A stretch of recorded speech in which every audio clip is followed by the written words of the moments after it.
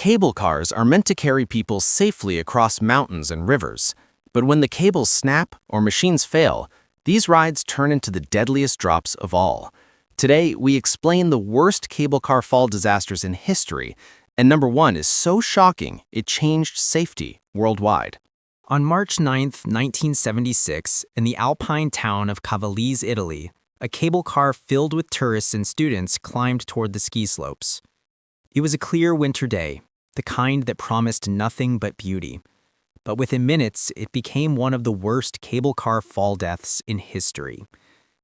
The cable car was packed with more than 40 passengers, including school children eager for a day in the mountains. As the gondola ascended, witnesses heard a terrifying sound. The support cable suddenly snapped. In seconds, the car lost all stability. The cabin plunged more than 660 feet down the mountainside. It slammed into the ground with catastrophic force, shattering on impact. Rescue teams arrived quickly, but the scene was beyond imagination. Bodies were thrown across the slope, and the twisted wreckage of the gondola lay scattered. Survivors were almost non-existent.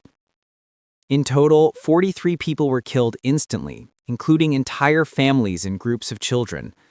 For the small community of Cavalese, the loss was unbearable. Investigators later revealed that a support cable had failed due to poor maintenance and stress fractures. The steel simply could not withstand the repeated strain of years of operation. The disaster shocked Italy and the world, forcing ski resorts and cable car operators to adopt stricter inspections and safety protocols. To this day, the 1976 Cavalese cable car disaster remains the deadliest cable car fall on record. A simple day in the mountains turned into a nightmare, a reminder that even the most beautiful journeys can hide deadly risks. Cap Run, Austria, November 11, 2000. On November 11, 2000, hundreds of tourists and skiers gathered at the Austrian resort town of Cap Run. Their destination was the Kitzsteinhorn Glacier, reached by a funicular railway, an enclosed cable car running through a long tunnel inside the mountain. For many, it was the start of a perfect ski day. But instead, it became one of the worst cable transport disasters in history. At around 9 a.m., one of the funicular trains began its ascent with more than 160 passengers on board. Halfway through the 3.2-kilometer tunnel, a small fire broke out in a heater near the conductor's cabin. Within minutes, the flames spread, igniting plastic, seats, and wiring. The steep tunnel acted like a chimney, pulling smoke and flames upward through the train. Panic erupted. Passengers struggled to break windows, but the fire spread too quickly. Toxic smoke filled the cabins, making it impossible to breathe. Survivors later recalled hearing screams fade as the heat intensified. Rescue efforts were hampered by the tunnel's design. There were no proper exits or firefighting systems. By the time emergency teams reached the site, the fire had consumed nearly the entire train. The toll was devastating. 155 people died, most of them tourists from Austria, Germany, and Japan. Only 12 survived, managing to escape by climbing downward, away from the flames. The Cap Run disaster shocked the world. Investigations revealed serious design flaws, poor safety standards, and inadequate evacuation plans. Austria overhauled its transportation laws, mandating stricter fire safety systems in all enclosed cable transport. Today, memorials in Cap Run honor the victims. The tragedy remains the deadliest cable car-related disaster in history. A day when a routine ski trip turned into a fiery tomb deep inside the mountain. On June 1, 1990, the capital city of Tbilisi, Georgia, was celebrating Children's Day. Families filled the parks and streets, and many flocked to the famous aerial tramway connecting the city to Mount Matsminda. For tourists and children, it was meant to be a joyful ride with spectacular views. But instead, it became one of the worst cable car fall deaths in history. Around 6 p.m., tragedy struck. A haulage cable suddenly snapped, sending one gondola careening down the steep slope. Another gondola, descending at the same time, was yanked violently in the opposite direction. Witnesses watched in horror as one car crashed into a support tower and ripped apart, while the other slammed into the station at high speed. Passengers had no chance to escape. The cars were packed with adults and children, many celebrating the holiday. The scenes were chaotic. Bodies thrown from cabins, twisted steel dangling over the city. Rescue workers scrambled to pull survivors from the wreckage, but the injuries were catastrophic. In total, 20 people were killed and many more severely injured. Among the dead were children as young as 9. For Tbilisi, the tragedy cast a dark shadow over what was supposed to be a day of celebration. Investigations pointed to poor maintenance, outdated equipment, and operator negligence. The Soviet-era tramway had long been criticized for safety issues, but warnings were ignored until it was too late. The Tbilisi aerial tramway disaster remains one of Georgia's darkest moments, a horrifying example of how quickly joy can turn to tragedy when safety is neglected. On February 3, 1998, the quiet ski resort town of Cavalese, Italy, was once again struck by tragedy. Just over 2 decades after the 1976 disaster, another cable car was packed with tourists enjoying the slopes. But this time, the cause was not old cables or poor maintenance. Instead, it was the result of a military jet flying too low.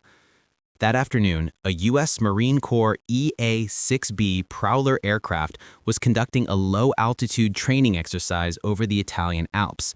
The jet was flying well below safety limits, skimming dangerously close to the mountainside.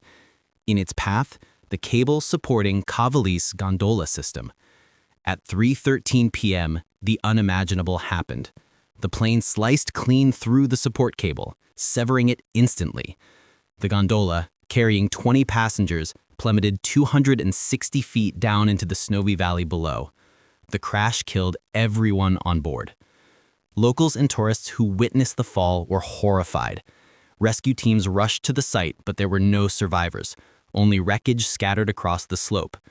What was supposed to be a peaceful ski outing turned into a scene of devastation.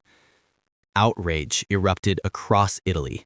Families demanded justice, furious that a routine NATO training flight had caused such a senseless loss of life. The U.S. government faced global criticism, and the pilots involved were court-martialed. In total, 20 people were killed, including several tourists from across Europe. The 1998 Cavalese cable car disaster remains one of the most shocking because it wasn't an accident of nature or machinery.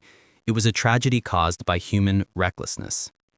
On July 1, 1999, in the French Alps town of Saint-Étienne-en-Devalouis, a group of workers boarded a cable car to reach a high-altitude observatory. The journey was routine. These gondolas were used every day to transport staff up the mountain. But this day would end in tragedy, becoming one of the worst cable car fall deaths in history. The gondola carried 20 passengers, including engineers and maintenance staff. Midway through the ascent, something went catastrophically wrong. A support cable detached from its clamp and snapped free. Without warning, the gondola lost all support and detached from the cable line.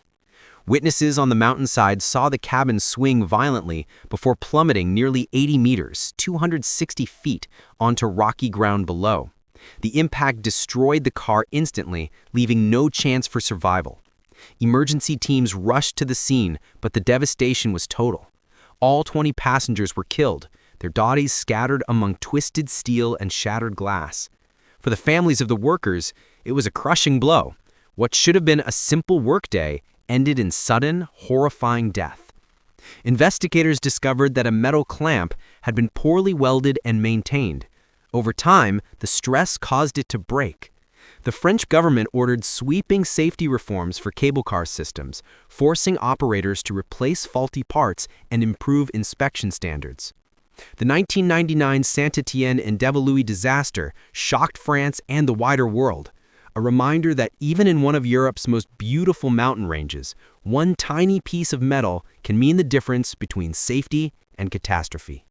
On January 29, 1983, one of Singapore's most popular attractions, the Sentosa cable car system, became the site of a shocking disaster. Families and tourists boarded gondolas for a peaceful ride across the harbor, enjoying sweeping views of the skyline and the South China Sea. But within moments, their journey turned deadly. That evening, the oil rig Arembus was being towed out of the Keppel shipyard. As it passed beneath the cable car line, its tall derrick struck the support cables. The impact was catastrophic. 2 gondolas, each carrying passengers, were ripped from the line and plunged more than 55 meters or 180 feet into the sea. Panic spread instantly. Other gondolas were left stranded high above the water, passengers screaming for help. Rescue teams rushed in. The Singapore Navy, Air Force, and police all joined the operation. Helicopters hovered over the harbor, lowering ropes to terrified survivors trapped in dangling cars. Despite the heroic rescue efforts, 7 people died. Some drowned instantly, others trapped in the wreckage underwater. Dozens more were saved in one of Singapore's most complex rescue missions ever conducted. Investigations revealed failures in coordination. The oil rig had been cleared for towing, but authorities had not accounted for the cable car's height.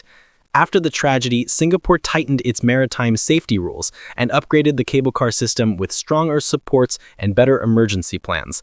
The 1983 Singapore cable car disaster remains a chilling reminder of how a simple ride above the sea can turn into chaos when safety and communication break down.